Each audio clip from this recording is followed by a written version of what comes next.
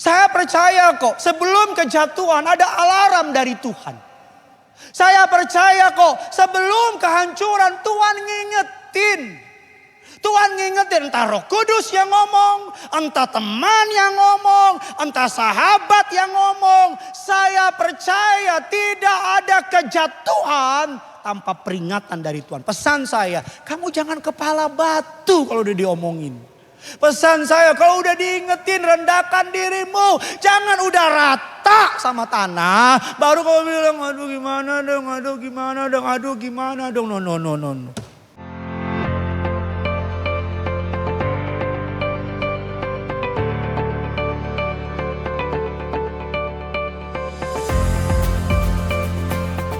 Kita akan belajar kebenaran firman Tuhan, living the wisdom. Sama-sama bilang sama saya siap diberkati. Sama-sama bilang sama saya pasti diberkati. Kita akan belajar dari hikmat dari kitab Amsal. Kitab Amsal ditulis oleh orang yang paling berhikmat kata Alkitab. Dan orang yang akan berhikmat, tidak pernah ada orang sebelum dia dan sesudah dia lebih berhikmat. Namanya Raja Salomo. Siapa namanya Bapak Ibu? Raja Salomo. Kitab Amsal tertulis sebanyak 31 pasal. 31 pasal. Tidak kebetulan, saya percaya kalau saudara pemimpin, kalau saudara seorang pejabat, kalau saudara seseorang yang memimpin seseorang, atau saudara seorang orang tua, maka saudara yang kekurangan hikmat bisa membaca satu hari satu pasal. Less than 2 minutes, di bawah 2 menit. 2 menit saudara bisa baca kitab Amsal, maka saya percaya saudara akan menjadi orang yang lebih berhikmat dari sebelumnya. Setiap hari satu pasal, setiap hari satu pasal. Karena dalam hikmat, dalam Alkitab ada banyak nasihat mengenai ekonomi, mengenai kesehatan, mengenai relationship, mengenai family, mengenai bisnis, mengenai bagaimana rule the nation, mengenai bagaimana menjadi leader dan seterusnya. Alkitab adalah buku yang paling applicable, buku yang paling penuh dengan hikmat. Ada banyak buku terinspirasi oleh Alkitab, ada banyak kisah terinspirasi oleh Alkitab, ada banyak kutipan-kutipan bijak terinspirasi dari Alkitab. That's why kalau saudara kekurangan hikmat, read your Bible.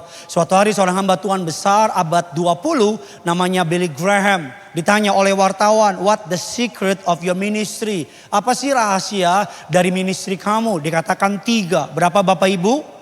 3. Wartawan mulai ambil pulpen dan catat. Apa rahasia pertama?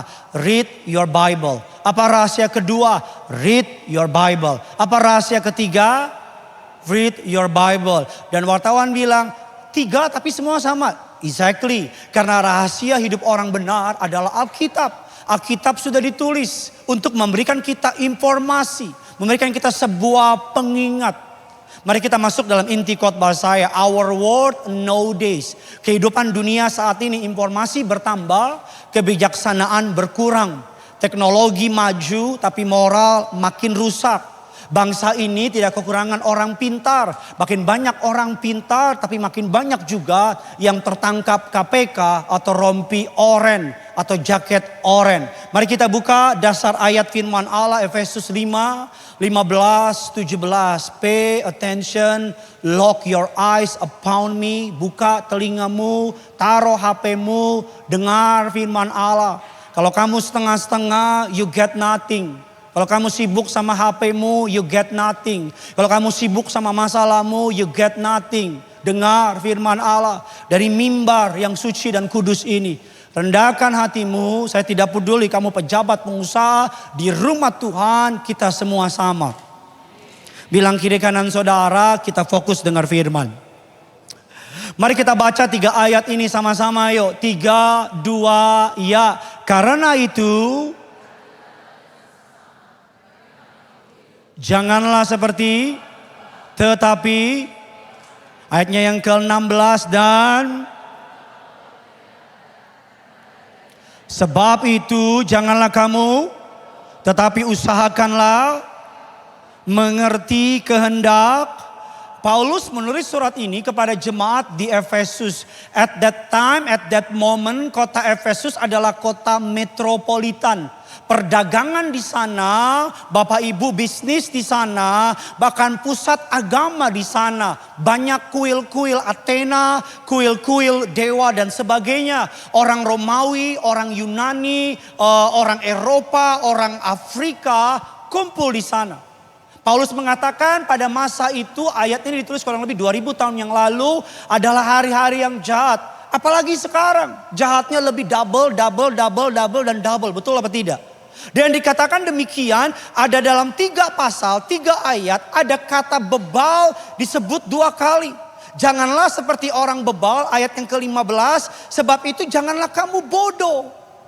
Kenapa? Karena bebal atau bodoh gak ada hubungannya sama gelar pendidikan. Ada orang doktor, ada orang profesor, tapi masih korupsi.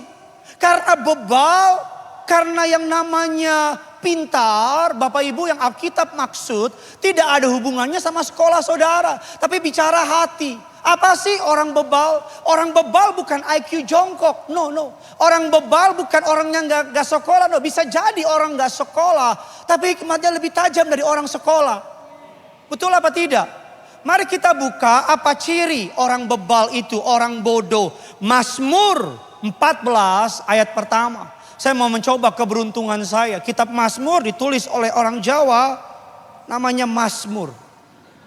Istrinya Mbak Mur. Memang tidak setiap hari kita beruntung. Makin diam. Mazmur 14 ayatnya yang pertama. Saudara pura-pura ketawa kayak apa kayak. 3, 2, ya orang tidak busuk dan apa? Tidak ada yang apa? Orang bebal itu cirinya begini. Gue nakal, diberkati tuh. Orang bebal cirinya begini. Gue ganggu istri orang, gak ketahuan tuh. Orang, siapa itu? Saudara kan udah lama ikut saya. Saya tuh paling gak tahan komentar-komentar begitu. Orang bebal gitu. Oh gak apa-apa. Kan istrinya gak bahagia sama suaminya. Dia bahagia sama lo. Istrinya bukan dari Tuhan. Lo yang dari Tuhan. Orang bebal berpikir bahwa baik atau buruk gak ada beda.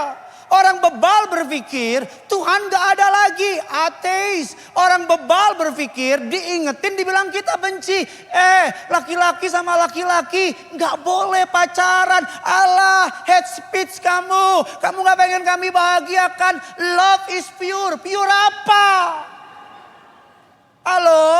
Orang bebal dibilang begini, belum nikah, gak boleh tidur di luar pernikahan. Lah, cinta itu kan universal, bebas. Pernikahan hanya lembaga manusia. Amin. Orang bebal dibilang begini, gereja jangan telat, gak apa-apa, yang penting belum khotbah. Sama-sama bilang sama saya gak bebal. Tahu bebal kan? Kita lompat. Itu orang bebal. Mari kita belajar. Bapak Ibu saya banyak ketemu jemaat. Yang udah bertahun-tahun gak berubah-berubah. Itu terus masalahnya. Itu terus masalahnya. 1, 2, 3. Bilang kiri kanan saudara. Bodoh jangan diborong sekaligus. Bilang. Amin. Gini loh, bodohmu jangan terlalu sempurna gitu. Ada orang bodohnya sempurna. Padahal kesempurnaan hanya milik Tuhan dan Andra and the backbone. Mari kita belajar ketika kebenaran apa? Bagaimana living the wisdom. Sama-sama bilang sama saya siap diberkati. Kurang semangat, saya siap diberkati. Enggak, sampai kepalamu goyang, saya siap diberkati. Mirip orang India kau. Efesus 5:15, mari kita belajar sama-sama. Let's digging in, mari kita gali lebih dalam. 3, 2, ya karena itu.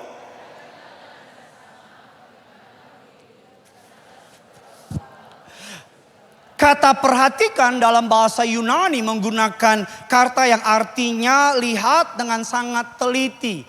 Hati-hati, presisi, detail. Memperhatikan hidup saudara. Bapak Ibu suka nggak suka, apa hidup saudara akan mengarah kepada masa depan saudara. Mari kita belajar Bapak Ibu Matius 25:13. Karena itu berjaga-jagalah supaya karena kamu tidak tahu akan hari maupun akan apa saatnya. Tampilkan gambar patung ini. Pasti saudara suka lihat patung ini. Namanya The Thinker, patung pemikir. Mungkin saudara berpikir adalah gambar dari kreativitas. Mungkin saudara berpikir adalah gambar dari sebuah seni. Tetapi background dari patung ini adalah mengajar kita untuk tidak terjebak kepada yang namanya pemikiran dunia. Patung ini menantang kita agar memiliki orientasi hidup yang tepat dalam mencari kebijaksanaan. Patung ini mengajar kita jangan hanya fokus kepada how, bagaimana caranya, bagaimana dapat uang, bagaimana jadi orang sukses, bagaimana jadi orang terkenal, bagaimana jadi orang berhasil. Tetapi patung ini mengajar kita pertanyaan yang lebih penting dari how, yaitu adalah why. Orang Kristen boleh nggak kaya? Boleh, tapi pertanyaannya kenapa kamu mau kaya? Jangan-jangan kamu mau kaya, kamu pengen buktiin sama mantanmu yang ninggalkan engkau itu. Pertanyaannya bukan soal bukan soal bagaimana melayani, tapi pertanyaan besarnya kenapa kamu melayani? Karena semua orang dari luar kelihatannya melayani, tapi cuma Tuhan, manusia melihat apa yang kita layani, tapi Tuhan melihat alasan kita melayani. Karena bagi Tuhan, ini nggak marah-marah loh. Saya ngomong dengan nada C. Nada lembut. Amin. Karena bagi Tuhan, how kurang penting. Lebih penting adalah why. Kenapa kamu pengen kaya? Kenapa kamu pengen pakai baju seksi? Kenapa kamu pengen upload video di Reelsmu? Kenapa kamu pengen beli iPhone 17? Ya uangmu sih. Tapi pertanyaan yang lebih penting bagi saya sebagai gembala. Kenapa Gideon bikin kerinduanku church? Saya pelayanan di sebuah kota. Ada orang baik yang ketemu saya. Ngomong gini sama saya. Pak pendeta butuh ruang berapa? Buka deh Pak, saya support. Itu pertanyaan kalimat yang paling meneduhkan bagi gembala. Tapi isunya bukan soal buka. Isunya adalah kenapa buka? Mau pamer. Mau tunjukin lo keren. Saudara kayak patung ini diem. Ini yang patung dia perlu sih. Kok jadi lo yang diem? Mari kita belajar lebih dalam lagi. Bapak Ibu, kita akan melihat Amsal 27 ayat yang ke-12. Siap-siap Bapak Ibu. Khotbah hari ini akan menguliti saudara dan saya. Mari kita belajar sama-sama. Amsal 27 ayat yang ke-12. 3, 2, 1, iya.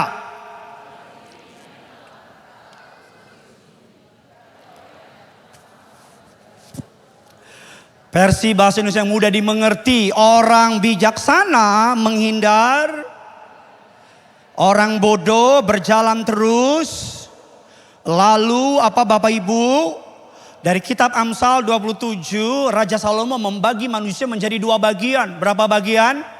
Dua bagian. Bagian pertama orang cerdik, bagian kedua orang bodoh. Atau lebih gampangnya orang berhikmat dan orang bodoh. Apa persamaannya sebelum kita membahas perbedaannya? Persamaannya mereka sama-sama berjalan. Persamaannya mereka sama-sama melihat. Betul apa tidak? Tapi perbedaannya yang membedakan. Orang cerdik ngelihat bahaya, Alkitab bilang lari. Orang bodoh ngelihat bahaya, jalan terus. Apa maksudnya? Orang cerdik ngelihat pacarnya tukang bohong, tukang tipu, tukang pinjem duit. Kalau ngomong ketinggian surga, kayak surga banget. Dia bilang, nggak beres nih cowok nih, minggir. Orang bodoh lihat pacarnya tukang bohong, tukang pinjam duit, maki-maki. Dia bilang, aku percaya ada keajaiban dalam cinta. Pas nikah, aku nggak nyangka, lu nyangka kok. Aku nggak duga, lu duga kok. Lu nangis, why God, why God. Untung Tuhan bukan orang Batak. Kalau Tuhan orang Batak ketika bilang why, saya akan bilang, oh on. Ya, bank gak akan pinjemin uang kalau bank lihat saudara tidak dapat dipercaya. Bank gak akan pinjemin uang. Orang bijak kalau lihat nih bisnis, nih kalau minjem uang gak pernah balik nih. Kamu udah tahu yang pinjem uang sama kamu gak pernah balikin. Punya masalah di mana-mana. Kamu terlalu tulus gak jelas gitu. Alkitab bilang tulus seperti merpati, cerdik seperti, jangan dibalik Bambang. Kamu tulusnya seperti ular, cerdiknya seperti merpati. Kita hafalnya kebalik-balik itu ayat. Udah tahu kamu kalau minjemin uang 99% gak akan balik. Jadi kalau udah pinjemin siap-siaplah. Gak balik. Minjem uang adalah momen paling tepat menghancurkan hubungan. Ya. Giliran minjem aja, tolong dong. Giliran nagih, kayak kita yang minjem. Ini diam semua, minjem semua bagaimana nih? Kok sudah kayak gak dukung saya gitu sih? Gak betul apa tidak? Orang bijak, Bapak Ibu, orang bijak melihat bahaya. Dia cabut. Enggak benar, enggak usah lakukan, enggak. Orang bijak, Bapak Ibu kalau diingetin, itu cewek lo, nggak bener dia. Alah, lu iri aja kan, nggak mau gue bahagia. Berapa tahun kemudian kita dengar dia nikah, perempuannya selingkuh. Terus kita bilang apa sama dia?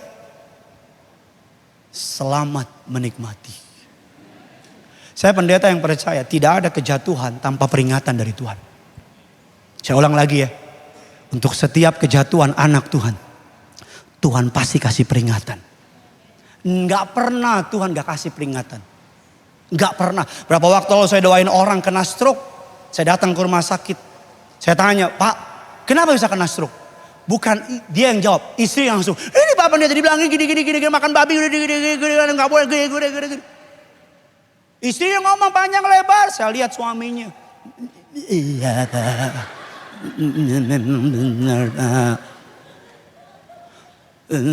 saya udah bilangin Pak, jangan makan babi. Saya udah bilangin jangan begadang. Saya bilangin untuk begini. Dia nggak dengerin. Tuh kan, stroke kan. Saat suaminya, iya Pak. Saat istrinya, tuh Pak Pendeta, gini. Saya tanya lagi, sebelumnya gimana? Udah rasa sih Pak. Itu ya, tapi kan. Saya kemarin pelayanan ke daerah. Pesawat saya jam 6 malam. Saya sampai di bandara jam 6. Delay. Dari 18 ke 22.30. Saya nggak pesan yang itu. Kalau itu kan udah nggak bijak. Karena pasti delay dia. Saya pesan yang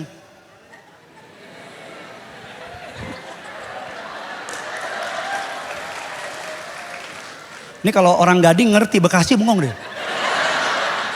Bekasi ini. Oh, dia naik kudanil dia. Ini apa ini? Naik apa? Burung dia, burung. 22.30. Saya datang jam 9. Pak, ini Pak, voucher 300.000. Saya bilang gila 300.000. 5 jam gue antri bisa bikin ibadah 2 kali gue itu.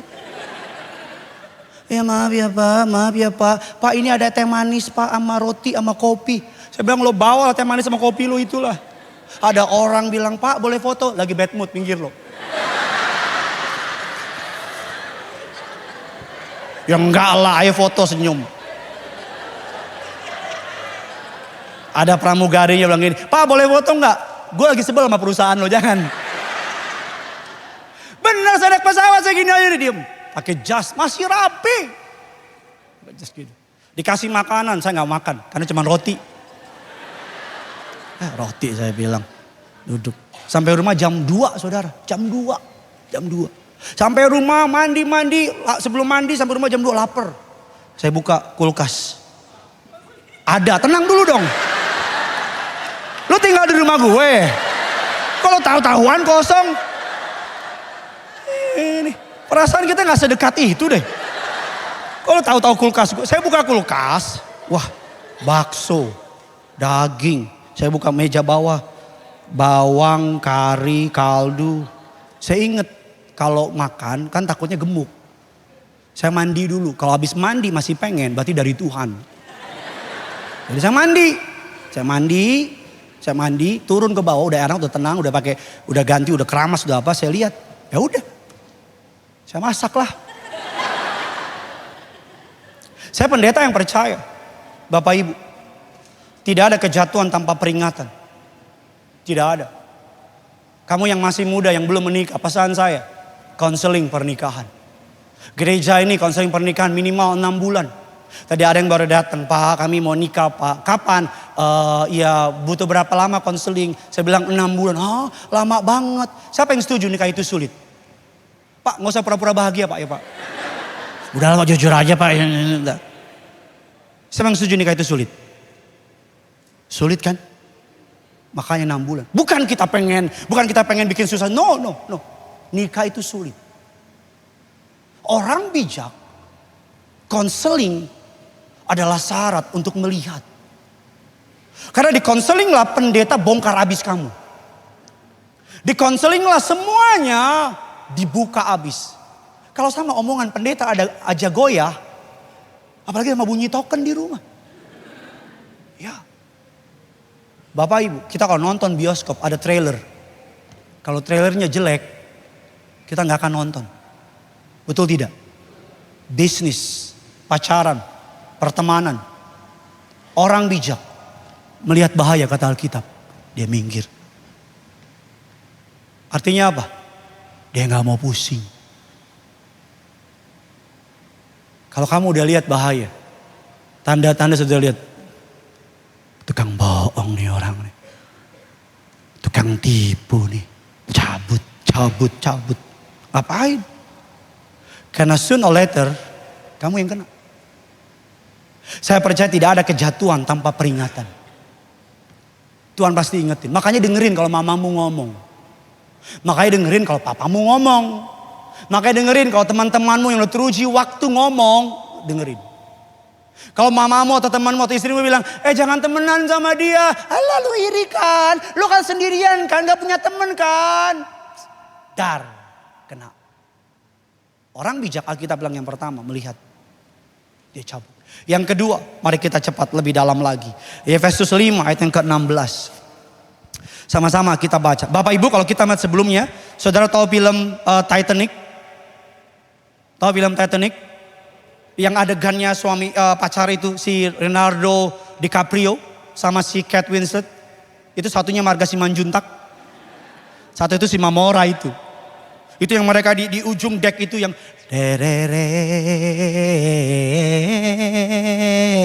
every night in. Itu mereka turun pasti minum teh anget itu. Satu seharian I see you.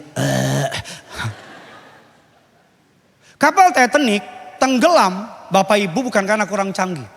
Kapal Titanic tenggelam bukan karena kurang hebat. Tapi karena kapal Titanic tenggelam karena tidak mendengarkan peringatan. Yang sudah diberikan 7 kali peringatan. Kepada yang namanya orang yang bekerja di kapal Titanic. Radio operator bilang sama mereka ada 7 kali peringatan. Tentang yang namanya gunung es. Apa jawab mereka? Mohon maaf. Shut up, I'm busy. Saya percaya kok sebelum kejatuhan ada alarm dari Tuhan. Saya percaya kok sebelum kehancuran Tuhan ngingetin.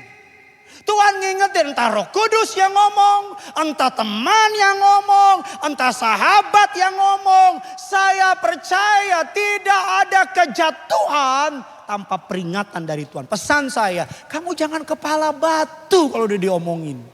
Pesan saya, kalau udah diingetin rendahkan dirimu. Jangan udah rata sama tanah. Baru kau bilang, aduh gimana dong, aduh gimana dong, aduh gimana dong. No, no, no, no, no. Kapal Titanic canggih, kuat. Bahkan dia mengeluarkan kata-kata, bahkan Tuhan pun gak bisa tenggelamin. Tuhan bilang, lo jual gue beli, kata Tuhan. Tenggelam.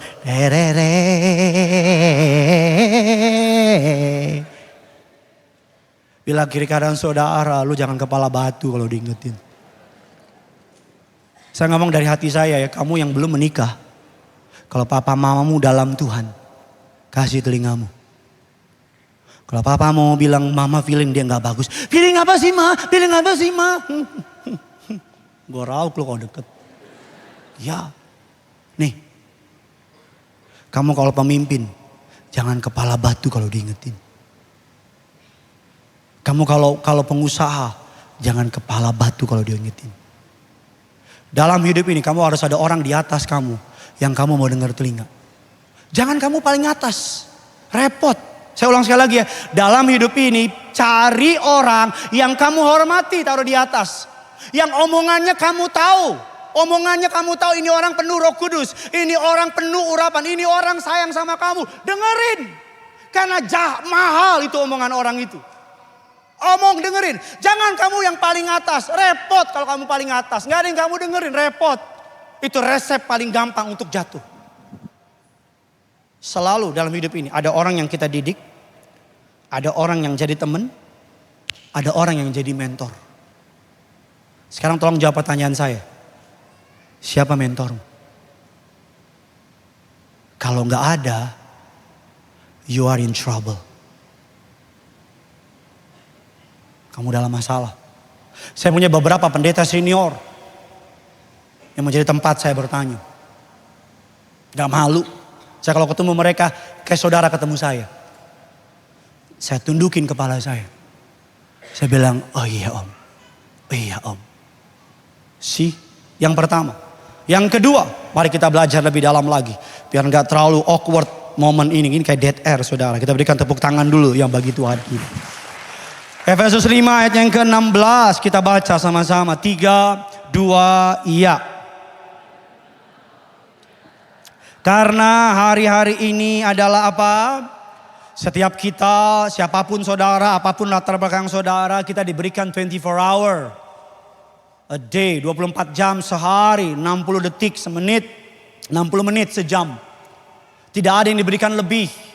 Setiap kita matahari rasanya panas. Enggak, di Amerika tetap panas bukan dingin. Setiap kita menghadapi bulan yang sama. Walaupun kita ada di daerah yang berbeda. 24 jam. Pertanyaan besarnya adalah apa yang kamu pakai dengan 24 jam itu. Bahasa gampangnya gini, apa yang sedang kamu bangun dalam hidup kamu? Kamu bangun apa hari-hari ini? Saya takut kita membangun sesuatu ketika kita sampai di puncak. Ternyata salah tangga bos. Salah tangga. Kamu udah korbanin keluarga. Korbanin kesehatan. Bahkan korbanin Tuhan. Kamu korbanin rumah tanggamu. Kamu mengorbani waktumu sama anak. Kamu udah at the top of the world. Tapi sampai di atas kamu nengok ke bawah. Dan kamu bilang, salah tangga gua. Harusnya tangga yang ini.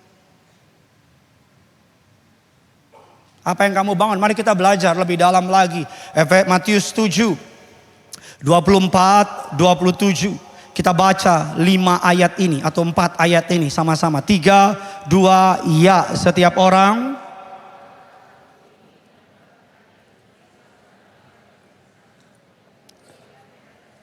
Ayat yang ke-25 kemudian.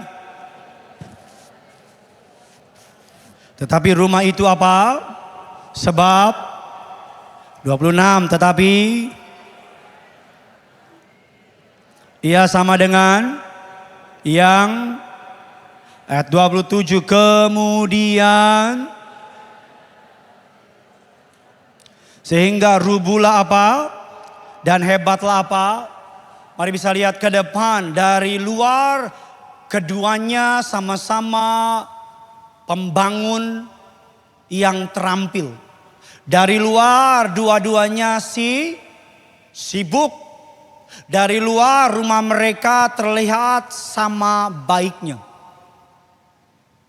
Alkitab ayat ini menggambarkan apa yang kau bangun. Bukan hanya rumah, rumah tangga, bisnis, karir, pelayanan. Apa yang kamu bangun. Alkitab mengatakan dari luar look same, sama-sama sibuk. Tetapi yang membedakan orang bijak, perbedaan kuncinya terletak di mana? Orang bijak membangun dengan memiliki pandangan ke depan.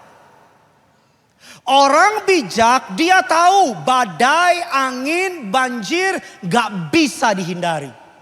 Dia tahu badai, banjir, angin pasti datang. Tetapi orang bodoh denial. Orang bodoh ngomongnya begini nih. Ya kita kan saling cinta Pak Pendeta. Walaupun beda agama. Nanti bisa kok. Di tengah jalan nanti kita bisa pikirin jalan keluarnya. Orang bodoh. Orang bodoh kayak begini. Gak apa-apa lah Pak Pendeta lah. Jalanin dulu aja. Nanti tinggal nanti. Orang bodoh. Orang bodoh ngomong begini nih. Ya Pak Pendeta salah sih. Ya, tapi mau gimana lagi. Saya kan gak punya pilihan. Saya jalanin. Orang bodoh. Orang bijak. Gak mikirin hari ini. Ini bagi saudara yang baru datang. Percayalah saya pendeta yang bukan marah-marah. Tapi saya greget gitu. Saya tuh passionate. Saya tuh terlalu semangat kalau khotbah. Ini baju gak mungkin gak basah. Pasti basah. Karena kenapa? Saya tuh greget lihat orang yang mikirin hari ini aja gitu. Udahlah, jalanin dulu. Hidupnya terlalu santai. Orang Jakarta Selatan bilang tusle. Tahu tusle kan? Roti. Amin. Udahlah, jalanin. We are young. Nikmatin hidup ini. Banyak-banyak buat salah. Biar tua dewasa. Yang ngomong itu pasti gak berhikmat. Selalu saya bilang. Orang bodoh mikirin sekarang. Pandangannya bukan ke depan. Ketika saya sewa tempat ini. Kita bisa cuma sewa lantai 5. Dan lantai 6. You know what? Kalau saya cuma mikirin buka jemaat. Lantai 5, lantai yang gak disewa lebih murah. Tapi saya tahu sekolah minggu penting. Teens penting. Saya punya anak, saya gak mau anak saya ke sekolah minggu yang gak jelas. Makanya lantai 6 disewa. Kalau gak mikirin ke depan, saya gak akan ambil kalau khotbah duet sama pendeta yang lain. Kenapa? Karena saya tahu gereja yang mengandalkan figur gak bertahan. Saya gak mau naik sendirian. Kenapa? Kesepian kalau sendirian. Saya ajak teman-teman saya untuk bareng-bareng yuk kita naik. Kenapa? Pandangan ke depan. Kenapa gereja ini ngotot sama teman seperjalanan? Kenapa? Karena kita tahu pandangan ke depan. Kenapa ini mimbar diperbaiki, ini panggung diperbaiki, nanti depan fasadnya diperbaiki, atas diperbaiki karena pandangan. Kalau cuma mikirin ngumpulin duit, saya simpen tuh duit. Tapi karena apa Bapak Ibu?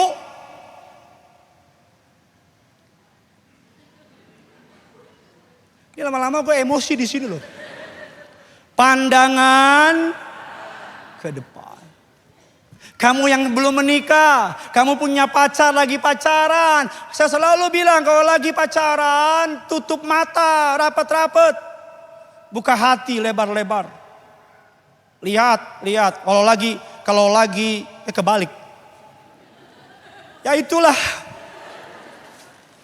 Kalau masih pacaran, buka mata lebar-lebar, tutup hati rapat-rapat. Lihatin nih, model pacarmu sekarang. Nanti kalau gue susah nih dia lari kayaknya nih kayak ini. Kalau dia model susah nih kayaknya gue susah kayaknya dia nih lari nih. Kalau pacaran dia, kalau orang Ibrani bilang merepet terus. Kamu ke toilet balik bahkan ngigon juga. Kalau kamu punya cowok, lihat cowokmu. Aduh pacarannya udah kasar. Maki-maki. Aku gak apa-apa dimaki-maki Pak Pendeta. Kamu mau gak anakmu dimaki-maki? Aku gak apa-apa dipukul Pak Pendeta. Kamu mau gak anakmu dipukul? Jangan cuma pikirin cinta-cinta doang. Lihat. Ini nih, mobil aja kalau turun ke jalan, di test drive dulu. Ditabrakin, dar. Bukan berarti kalau bawa pacarmu kau tabrakin, bukan. Maka tiba-tiba, Pak saya ketabrak Pak. Tapi maksud dari, kan ada banyak jemaat mengambil semua khotbah secara literal. Dia udah mikir, gue tabrak di mana ya dia ya. Jangan. Orang bijak, kata Alkitab, punya pemikiran ke depan. Pandangan kemana Bapak Ibu? Bilang kiri kanan saudara, hidup bukan hanya hari ini.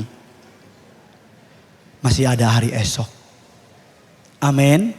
Masih ada apa? Hari esok. Kamu yang pengen beli iPhone 17 terbaru. Kalau punya duitnya monggo. Tapi kalau pinjol, come on. Come on. Halo. Jangan maksain. Kamu yang mau menikah, kalau ada uangnya mau pesta 7 hari 7 malam kayak orang meninggal boleh. Tapi kalau uangnya nggak ada, come on, mikirin. Kamu yang pengen beli sesuatu yang nggak perlu, pikirin dulu nih, hitung dulu, hitung. Jangan mikir gini, ya tiap bulan kan masuk 20 juta. Kalau tiba-tiba Covid lagi gimana? Kalau tiba-tiba demo lagi kemarin gimana? Gak bisa usaha.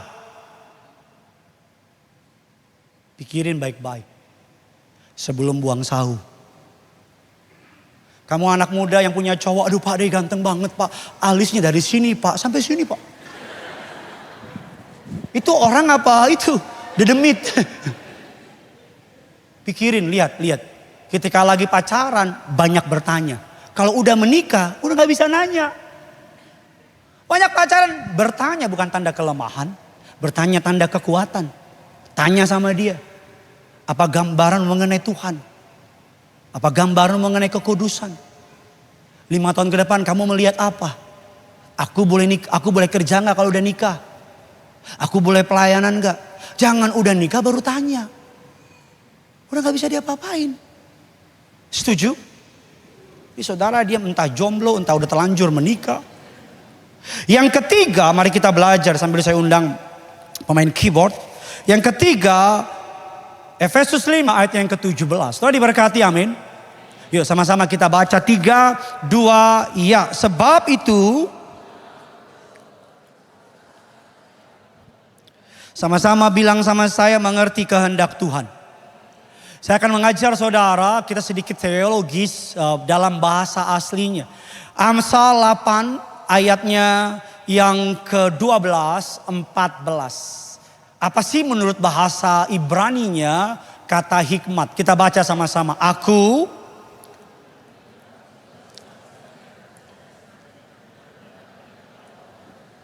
penulis kitab Amsal mempersonifikasikan dirinya sebagai manusia.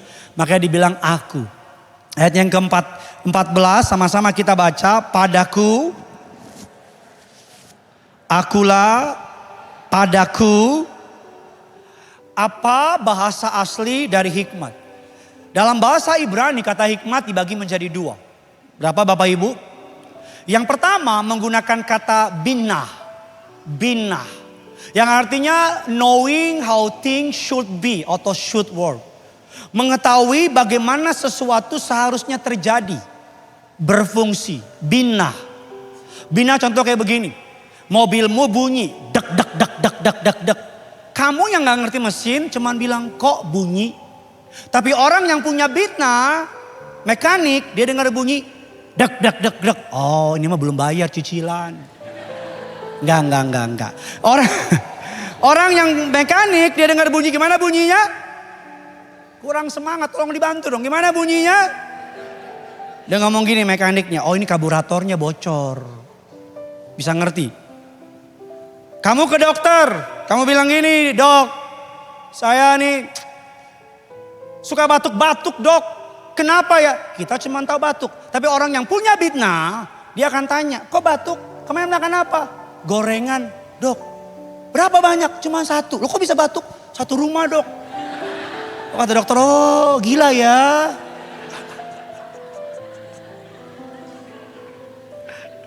Bitna. Dok, saya suka pusing dok. Dokter bilang kalau suka lanjutin. Dok saya kalau minum air dok, kenapa ya mata saya sakit dok? Masa sih? Coba gimana minumnya? Ini dok nih air, ini gelas, ini sendok. Pas minum sendoknya kena. Ya memang saya lucu juga hari ini. Lumayan lah. Sampai di mana tadi saya saudara? Bitna itu tahu. Gampangnya begini. Bitna itu mengerti akar dari gejala-gejala masalah. Bisa ngerti? Dia ngerti apa? Akarnya. Akarnya. Contoh dalam Alkitab. Siapa yang punya Bitna? Wisdom, Bitna. Yusuf. Bitna itu akan mengempower kamu untuk ngerti pola ilahi. Yusuf di penjara dia tetap kuat. Yusuf difitnah dia tetap kuat. Karena kenapa? Dia ngerti ada pola ilahi. Bitna itu inner di dalam. Dia ngerti kenapa Tuhan izinkan saya dipecat. Dia ngerti kenapa Tuhan izinkan masalah terjadi. Dia ngerti karena dia melihat bukan gejalanya. Tapi dia melihat apa? Akarnya. Itu Bitna. Dia ngerti. Dia ngerti dengan baik. Ada sesuatu yang Tuhan sedang kerjakan. Bahasa kerennya gini. Bitna itu kedalaman pemahaman. Orang cuma lihat permukaan. Kamu deeper than that. Lebih dalam. Orang cuma lihat buah. Kamu lihat akarnya. Itu wisdom dalam bahasa Ibrani. Bitna. Kata Ibrani yang kedua menggunakan kata orma. Orma. Bukan oma. Orma, prudence atau subtlety. Orma adalah seeing the subtle distinction between what is and what it should be. Kerennya begini, melihat perbedaan kecil antara apa yang ada dan apa yang seharusnya. Contoh, di crime scene, TKP, tempat kejadian perkara. Orang awam ngelihat TKP. Gak ada apa-apa sama semua. Tapi orang yang punya orma, detektif, dia lihat. Oh itu patungnya beda tuh. Kemarin nengoknya ke kiri. Sekarang dia gak nengok. Oh ternyata beda patung. Itu. Orma. Orma. Orma. Dia ngelihat. Seorang hamba Tuhan yang meneliti kitab Amsal. Menerjemahkan Bitna dan Orma. Dengan very good. Baik banget. Dia bilang demikian. Bapak Ibu. Jadi Bitna itu internal. Orma itu. Saya ulang ya. Bitna itu. Orma itu. Eksternal. Luar. Seorang hamba Tuhan bilang demikian. Bitna memberi kita mata untuk melihat rencana Tuhan. Patternnya Tuhan. Kayak sekarang nih. Saya mulai ngerti patternnya Tuhan. Oh. Ini maksud Tuhan sama saya. Bitna akan bikin kamu dapat. Walaupun lagi sukar. Gak punya duit. Difitnah. Orang jatuhin. Mungkin ada ancaman hukum. Ada masalah penyakit. Tapi karena kamu punya Bitna. Kamu bisa lihat. Saya percaya kok. Di belakang layar. Tuhan sedang bekerja. Amin. Nah kalau orma. Memberikan kita tangan dan kaki. Untuk melangkah tepat pada jalurnya Tuhan. Kalau cuman punya skill. Gak punya Bitna. Dia pasti collapse dihantam badai. Drop. Tapi kalau cuman punya Bitna, gak punya skill, gak punya orma. Kita akan bilang begini. Susah tuh orang ditaruh di mana-mana gak bisa-bisa. Untungnya sih baik orangnya. Untungnya orangnya sabar. Pernah ketemu orang gitu? Skill sih gak ada. Tapi puji Tuhan masih baik. Atau pernah ketemu orang yang skillnya hebat. tapi mentalnya drop. Mana yang penting? Dua-duanya penting. Doa saya, Jemaat Kerinduanku Church, kamu dikaruniakan bidnah and orma sama Tuhan. Mata melihat rencana Tuhan, tangan dan kaki dalam menjalankannya. Amin. Yang terakhir, bagaimana sebagai conclusion, sebagai penutup, bagaimana kita dapat melihat itu semua? 2 Korintus 4, 16 dan ke-8. Sebab ayat selanjutnya kita baca 18, kita langsung saja 18. 3, 2 ya, sebab karena yang sedangkan yang tak, sama-sama bilang sama saya fokus kepada kekekalan. Orang yang fokus sama kekekalan, pasti akan Tuhan kasih hikmat. The more you look forward to the next world, the less you will need from this one. Semakin kita fokus pada dunia yang akan datang, semakin sedikit kita membutuhkan dunia yang sekarang.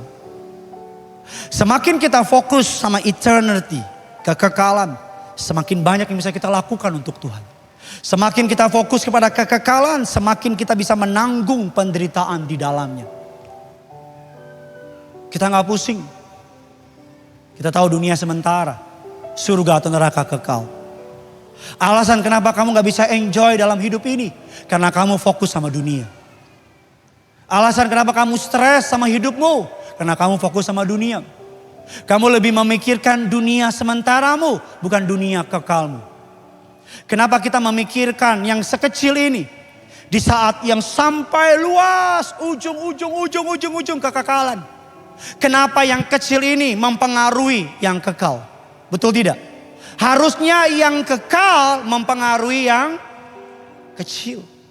Dunia ini kalau di dalam ruang waktu segini. Betul tidak? Tapi kekekalan unlimited.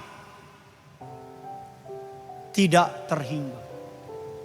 Yang ketiga, semakin kita bisa benar-benar menikmati hidup ini.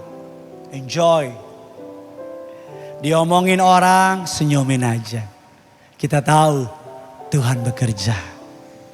Ekonomi lagi turun, senyumin aja. Kita tahu Tuhan pasti kasih makan anak-anaknya. Ada tagihan utang, senyumin aja. Kita tahu Tuhan bekerja di balik layar. Ada vonis dokter, senyumin, kita tahu Tuhan pasti tolong kita. Ada tantangan, kita senyum. Bukan karena kita udah gila, tapi karena kita tahu Allah tidak pernah terlambat tolong kita. Amin. Yakobus 1 ayat yang ke-5. Tetapi apabila di antara kamu ada yang kekurangan hikmat, hendaklah ia, kita baca lebih semangat lagi, hendaklah ia yang, maka hal itu apa Bapak Ibu? Siapa yang ngerasa butuh hikmat dari Tuhan? Kapan terakhir kamu minta hikmat sama Tuhan? Ada jalan yang disangka lurus, tapi berujung kepada kebinasaan. Temanmu yang senyum itu, mungkin dia gak jahat. Mungkin dia tawarin bisnis, mungkin niatnya benar. Tapi di tengah jalan bisnisnya ditipu orang. Dia gak nipu kamu, tapi yang ngajak dia nipu kamu. Jadi kamu sama-sama ditipu. Hidup ini seni, Bapak Ibu. Seni apa? Kapan bergerak? Kapan berhenti? Kapan menari dalam hujan? Kapan berhenti? Kapan ambil bagian? Kapan gak ambil bagian? Kapan ke kiri? Kapan ke kanan? Kapan nunduk? Kapan diri? Tentu itu semua metafora. Saudara ngerti maksud saya? Kapan? Hanya wisdom from God yang bisa direct saudara. Alkitab bilang kalau kamu punya hikmat dari Tuhan, kamu akan dihindari dari jalan keplesetan. Apa itu Pak Pendeta? Jalan keplesetan adalah jalan yang licin, yang orang kasih jebakan sama kamu. Jebak buat jatuhin kamu. Kalau kamu punya wisdom from God yang berasal dari fear of God, orang mau tahu licin yang bawah, kamu gak jatuh. Yang kedua, jalan orang fasik. Apa itu jalan fasik? Jalan orang fasik adalah jalan di mana orang sundal, wanita sundal, pria sundal nunggu kamu. Yang pengen mengambil kekudusanmu, yang pengen merusak rumah tanggamu. Kalau kamu punya fear of God, yang menghasilkan wisdom from God, ada perempuan sundal mendekati engkau, ada laki-laki sundal mendekati engkau, kamu diluputin. And at the end, kamu akan hidup dalam tentram, dalam damai, dalam sejahtera. Kenapa? Karena hikmat dari Tuhan yang nuntun saudara. Selamat hari Minggu yang punya surga, crazy in love itu. Kita bangkit berdiri.